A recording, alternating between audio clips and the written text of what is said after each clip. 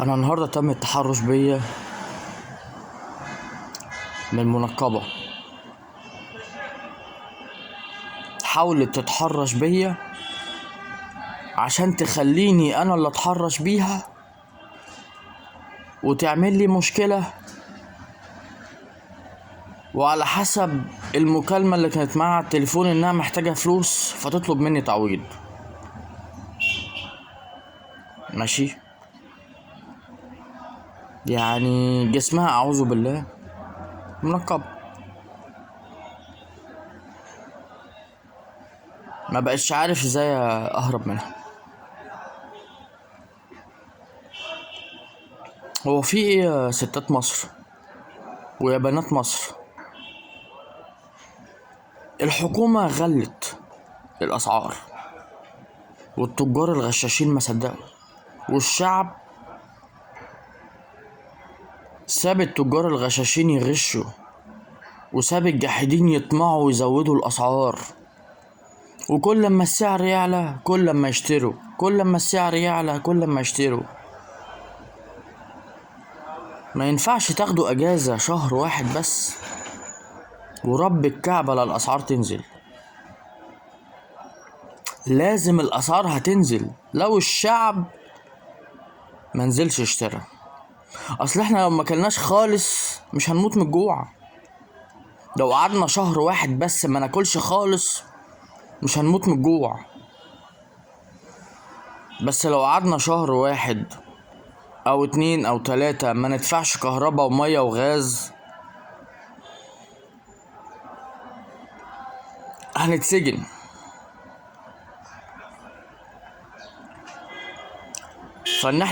ان احنا نقعد شهر كامل ما ناكلش او ناكل حاجات بسيطة. مش لازم ناكل الحاجات الغالية.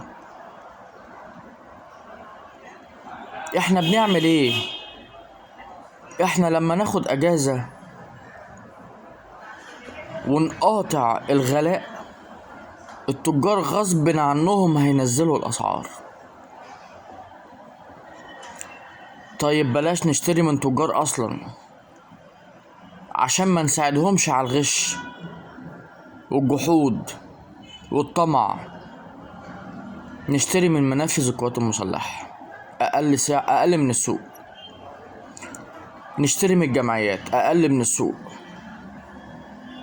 بلاش الاتشاك، بلاش السوبر ماركت. تجار الجملة ماشي، وخدوا بالكوا عشان في تجار جملة حرامية. لازم نعرف ازاي نسيطر على بطننا. لازم نعرف ازاي نسيطر على شهوتنا. بالنسبة بقى لمحجبات مصر، انا هتكلم في الموضوع ده يوميا. اللي لابسه حجاب نص شعر، واللي لابسه حجاب ربع شعر، واللي لابسه حجاب ومبينه قصتها، واللي لابسه اشارب شفاف، واللي لابسه شرب وعليه يعني وتحتيه محزق ومفاتنها باينه، واللي لابسه شرب وفي اماكن من جسمها عريانه.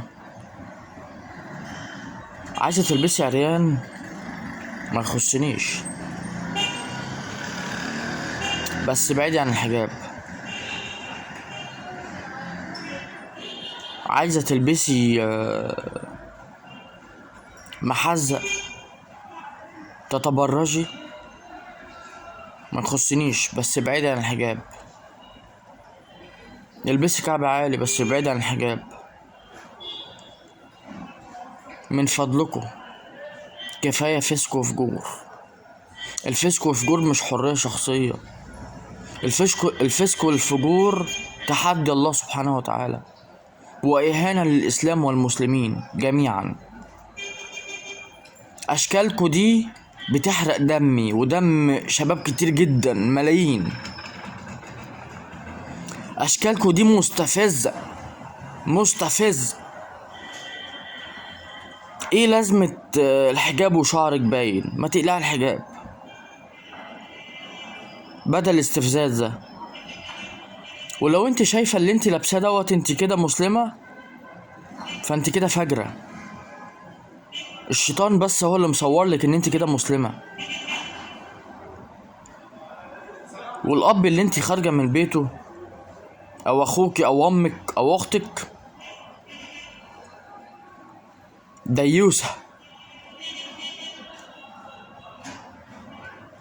هتلبسي الحجاب يبقى تحتشمي، البسي احتشام،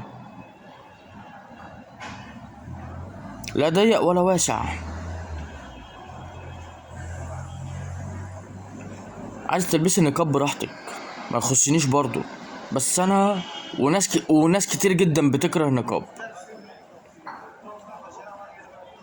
لان في مسجلين خطر بيلبسوه، سواء ستات او رجاله، عشان يتخفوا فيه. وفي هربانين من احكام بيلبسوه عشان يتخفوا فيه. اللي انا عايز اقوله، هتلبسي عريان او شفاف، ما تلبسيش حجاب. انت كده اهنتي المسلمين واهنتي الاسلام، وتحديتي ربنا سبحانه وتعالى. محزق، مفاتن باينة، او عريان، ابعدي عن الحجاب.